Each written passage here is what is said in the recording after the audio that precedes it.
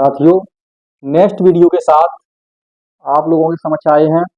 इसमें कि बहुत ही अच्छे इंपोर्टेंट ऑब्जेक्टिव क्वेश्चन हैं जो कि एटॉमिक स्ट्रक्चर से हैं, परमाणु संरचना चैप्टर से हैं। पहला क्वेश्चन है, न्यूटन की खोज बहुत देरी से क्यों हुई? न्यूटन की जो खोज हुई वो देरी से क्यों हुई? अब पहले तो आप ये समझें कि पिछले वीडियो में बताया था परमाणु के 3 मूल कण होते हैं, इलेक्ट्रॉन, प्रोटॉन और न्यूट्रॉन।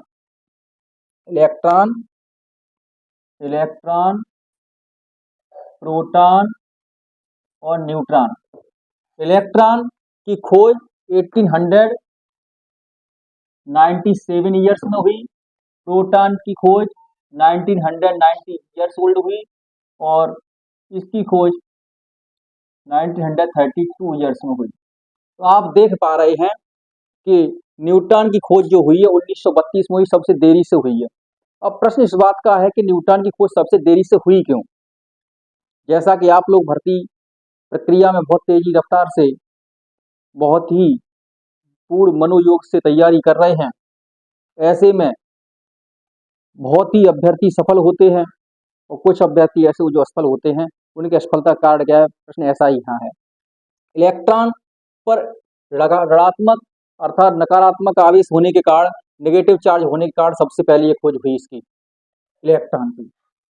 प्रोटॉन पर इकाई धनावेश होने के कारण दूसरे नंबर पर खोज हुई 1919 में।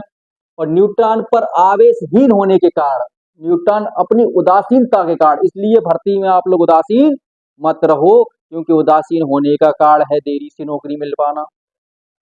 तो न्यूट्रॉन अपनी उदासीनता के कारण सबसे देरी से खोजा गया। तो देखते हैं ऑब्जेक्टिव कौन सा है। न्यूट्रॉन नाभिक में रहते हैं, तो नाभिक में न्यूट्रॉन रहते हैं, इससे नाभिक उसकी खोज का क्या संबंध? कोई संबंध नहीं, ये ऑब्जेक्टिव गलत। न्यूट्रॉन अत्यधिक अस्थायी कण है, इसका भी कोई संबंध नहीं उसकी खोज से। नेक्स्ट, न्यूटन आवेशहीन है। हाँ, यही बिल्कुल सही है क्वेश्चन कि न्यूटन आवेशहीन है, इस पर कोई चार्ज नहीं है, अर्थात न्यूट्रॉन न्यूट्रल है, उदासीन है। और पहले हम बता चुके न्यूटन अपनी उदासीनता के कारण सबसे देरी से खोजा गया। तो यही क्या लिखा है? बहुत देरी से खोज हुई। क्यों? क्योंकि न्यूटन कैसा है? आवेशहीन है। नेक्स्ट, परमाणु का नाभिक बना होता है, परमाणु का नाभिक बना होता है। तो आप देखें, ये होता है नाभिक, और नाभिक में होते हैं प्रोटॉन प्लस न्यूट्रॉन, और इनके चारों ओर अनेक वृत्तीय कक्षाएं होती हैं।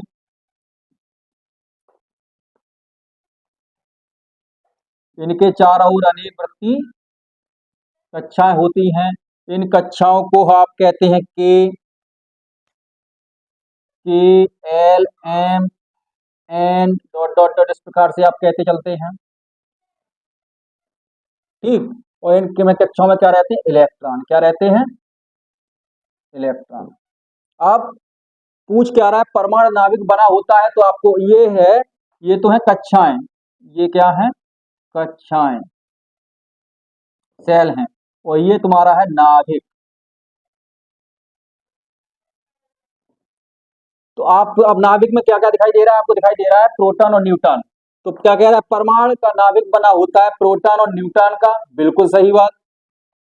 जबकि अगले क्वेश्चन ऑब्जेक्टिव में क्या दे रहे हैं? प्रोटॉन और इलेक्ट्रॉन का, जबकि प्रोटॉन और इलेक्ट्रॉन तो नाभिक हो ही नहीं सकते, कि प्रोटॉन धनावेश का भाग चार्ज होता है, इलेक्ट्रॉन ऋणावेश होता है। इस कारण दोनों एक ही। इलेक्ट्रॉन का नाभिक में होने का अस्तित्व है, नाभिक का अस्तित्व खत्म। इलेक्ट्रॉन नाभिक में कभी होंगे ही नहीं। नेक्स्ट कह रहे हैं न्यूट्रॉन और इलेक्ट्रॉन का, जब पहले ही बता चुके इलेक्ट्रॉन कभी नाभिक में आएंगे ही नहीं।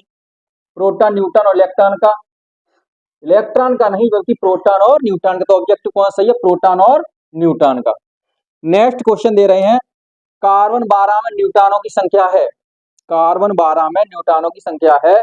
तो कार्बन 12, तो कार्बन का एटॉमिक नंबर होता है 6, कार्बन का एटॉमिक नंबर 6 और एटॉमिक वेट 12। तो एटॉमिक वेट दिया, इसके लिए फॉर्मूला होता है ए बराबर जेड प्लस एन, जहां ए एटॉमिक मास है, इस द्रव्यमान संख्या, जेड यहाँ पे परमाणु क्रमांक है, यहाँ पे न्यूट्रॉनों की संख्या है। तो कार्बन का परमाणु क्रमांक कितना है? 6। तो निकालना क्या है आपको? न्यूट्रॉनों की संख्या, एन बराबर n बराबर a माइनस जेड हो जाएगा। तो n बराबर 12 माइनस 6 बराबर 6, अर्थात ऑब्जेक्टिव 6 वाला सही है, क्योंकि कार्बन में परमाणु क्रमांक किसे कहते हैं? परमाणु नाभिक में उपस्थित प्रोटॉनों की संख्या को उस तत्व का परमाणु क्रमांक कहते हैं। जी हाँ, परमाणु नाभिक में उपस्थित प्रोटॉनों की संख्या को, नाभिक में जितने प्रोटॉनों की संख्या होती है वह संख्या ही उस तत्व का परमाणु क्रमांक कहलाती है। नेक्स्ट, निम्न में कौन एक दूसरे के सम इलेक्ट्रॉनिक हैं? सम इलेक्ट्रॉनिक, सम मीन्स समान, इलेक्ट्रॉन मीन्स इलेक्ट्रॉन, जिनमें इलेक्ट्रॉनों की संख्या समान होती है। इससे पहले बता दें कि किसी भी तत्व में इलेक्ट्रॉनों की संख्या, प्रोटॉनों की संख्या और परमाणु क्रमांक तीनों इक्वल होते हैं। ई बराबर पी बराबर जेड और जेड बराबर ई। तो इलेक्ट्रॉन, प्रोटॉन और परमाणु क्रमांक किसी भी तत्व का एक समान होता है। अब लेकिन कभी कभार ये प्रोटॉनों की संख्या से इलेक्ट्रॉन की संख्या जब चली जाती है, ये आ जाती है, तत्व के ऊपर स्थित जब चार्ज हो जाता है तो प्रोटॉनों की और परमाणु की संख्या में थोड़ा अंतर आ जाता है। अब देखेंगे निम्न में कौन सा एक दूसरे के सम इलेक्ट्रॉनिक है? Na sodium. सोडियम बहुत ही क्रियाशील तत्व है, जिसे कि केरोसिन ऑयल में रखा जाता है, मिट्टी के तेल में रखा जाता है। प्लस का चार्ज चढ़ा, इसका मतलब इसने एक इलेक्ट्रॉन अपना त्याग दिया। अब एक इलेक्ट्रॉन चला जाने का मतलब इस पर परमाणु 11 होता है, तो 11 में एक गया, बचा 10। तो इसमें इलेक्ट्रॉन संख्या कितनी बची? 10। Na मींस नियोन, नियोन का परमाणु क्रमांक ऑलरेडी 10 होता है, ना इसके इलेक्ट्रॉन गए हैं ना इलेक्ट्रॉन इसके आए हैं, तो इसका मतलब है कि ये एक दूसरे के क्या है? सम इलेक्ट्रॉनिक है। नेक्स्ट क्वेश्चन में क्या है? तो ये ऑब्जेक्टिव कौन सा सही है? ऑब्जेक्टिव इसमें फर्स्ट सही है, जबकि इसमें देखना है आपको के का क्या है? एटॉमिक नंबर 19 होता है, 19 होता है, एक इलेक्ट्रॉन चला गया तो 18 बचा, जबकि ऑक्सीजन का 8 होता है, इनका तो कोई तालमेल ही नहीं है। नियोन का 10 होता है, ऑक्सीजन का 8 होता है, इनका भी तालमेल नहीं है। सोडियम का 11 होता है, एक इलेक्ट्रॉन चला गया तो 10 बचे, इसमें एक चला गया 18 बचे, इनका, इसका मतलब ऑब्जेक्टिव इनमें से नहीं है। नेक्स्ट क्वेश्चन देखो, CO2 के एक कण में इलेक्ट्रॉनों की संख्या है। CO2 के एक कण में इलेक्ट्रॉनों की संख्या, तो इलेक्ट्रॉनों की संख्या बराबर क्या होती है? तत्व का परमाणु क्रमांक को जोड़ दो, तत्व के परमाणु क्रमांक को जोड़ने पर जो संख्या प्राप्त होगी इलेक्ट्रॉनों की संख्या ज्ञात करें। लेकिन तत्व के अगर परमाणु भार को जोड़ दिया जाए तो अणुभार प्राप्त हो जाता है, मॉलिक्यूलर वेट। तो देखेंगे कार्बन में कितना परमाणु क्रमांक बताया पिछले क्वेश्चन में?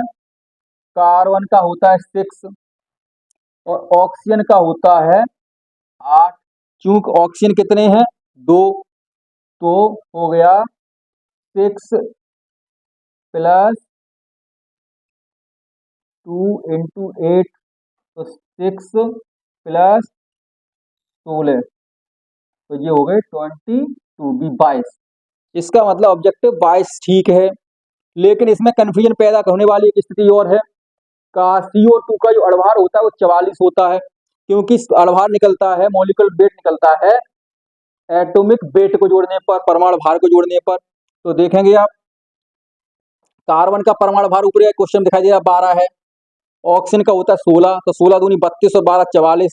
अगर आपने इसका अणुभार की तरफ ध्यान दिया तो आपका ऑब्जेक्टिव नंबर हो जाएगा सेकंड, जो कि पूछ रहा है अणुभार। अगर पूछता होता, मॉलिक्यूलर वेट पूछा होता तो आपका सेकंड ऑप्शन सही था, जबकि पूछ रहा है कि इलेक्ट्रॉनों की संख्या कितनी है। इलेक्ट्रॉनों की संख्या में है 22। कितना है? 22।